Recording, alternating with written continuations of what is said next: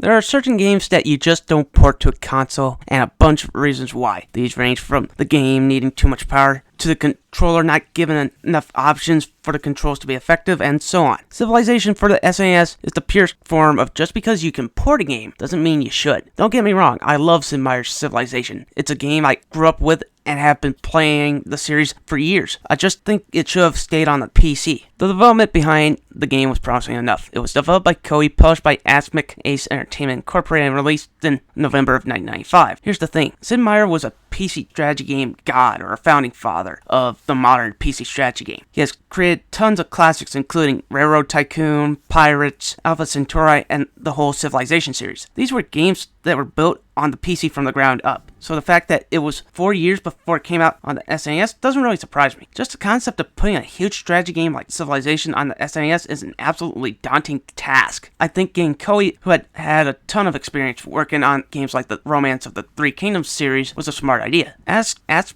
Entertainment Incorporated, on the other hand, has published quite a few games released only in Japan, including Jack the Giant Slayer. So by all rights, the team that worked on it, and everything considered, including the publisher, should really cause the game to succeed. So where does it go wrong? Well, let's get into the game and find out how. There's really no plot to the game. The game starts you off as one of many different civilizations, and your end goal is to either destroy everybody else, or be the first one with technology good enough to get to Alpha Centauri. The graphics are pretty good. This is an asset for asset, or close enough to what you can get with the SNES. The world map is huge. You can get lost trying to see every square on the map. While it is scaled back, it's still a lot bigger than almost any other strategy game out on the SNES. Because of the fact you're going from a small monitor to a television, the game's camera is now closer, and so you can see more easily what resources you can work with and so on. With that said, there are some compromises made. Outside the mentioned size of the world, the game takes a while to load up, and turns can feel like they take forever at points. Turns can take upwards of 15 to 20 seconds for the artificial intelligence to move all the units, and for the game to set up the map, save or load, it can take upwards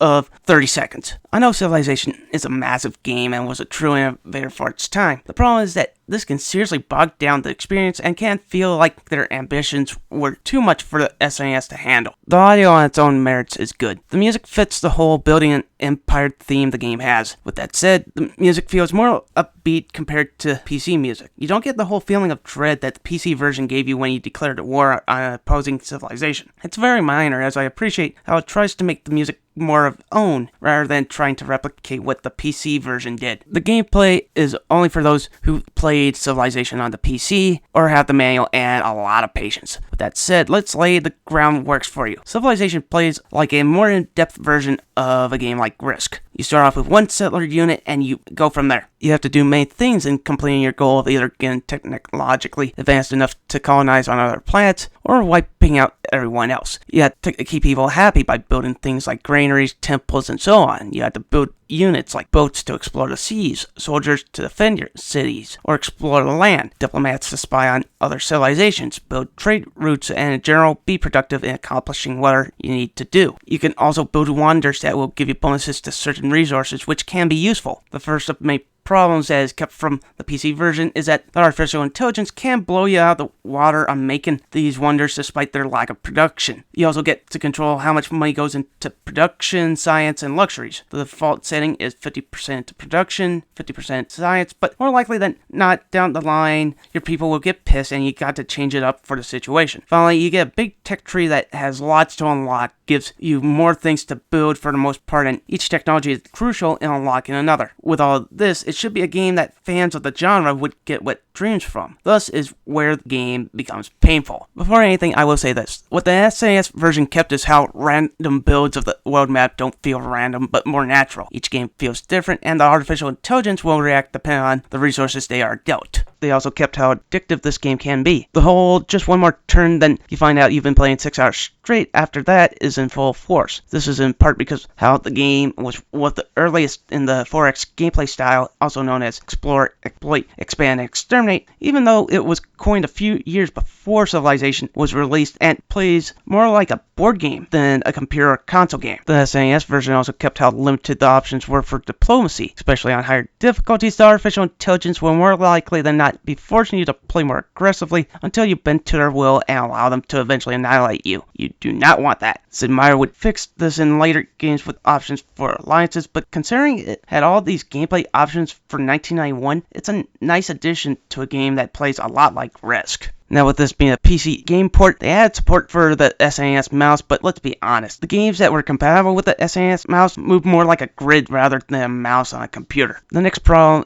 is that unless you have the manual or have experience with Civilization, then there's going to be a lot of trial and error. Civilization on the PC was a very new player-friendly game with lots of information on every decision you could make and why you should do it with its encyclopedia information and the advisors. Because of the size of the SNES cartridge, they had to scale back a lot. The encyclopedia has either been removed or because of the way that the controls work with the D-pad, it's hidden in some weird combo of button presses. The science advisor now just recommends you get certain technology because you should instead of, this technology will lead to this. This is more so because of the size of the text on screen, not giving them enough room so oh, I should get this technology or focus my efforts into this technology so I can get this, which will lead to this. It also bombards you with a ton of text that says you should do this because you get this resource when you're using certain units, including settlers. This turns the game into a bipolar maniac on how much information it gives you. Thus, unless you have experience with it or have the manual, then you're going to have a rough time the first few times playing this game. The last problem I have is that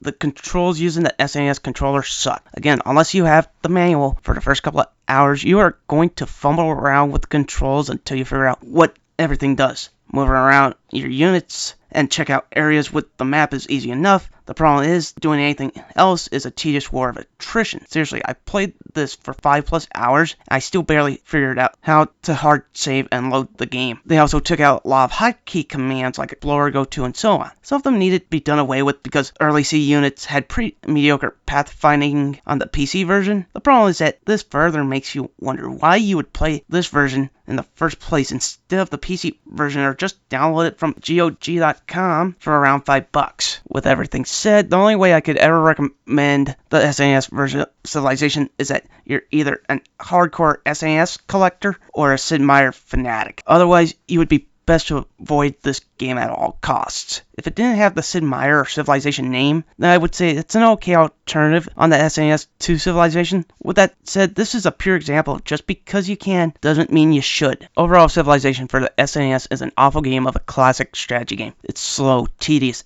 and a virtually useless game that if the PlayStation 1 or other ports are any worse, I will laugh my head off. If you need to play it, then go play any other version or buy it on Good Old Games or GOG for $5. This was a curiosity for me, and now I know not to play it ever again on the Super Nintendo. I give it a 3.5 out of 10. PC version, on the other hand, I give it a 9 out of 10. Freaking love that game, and I still play it to this day.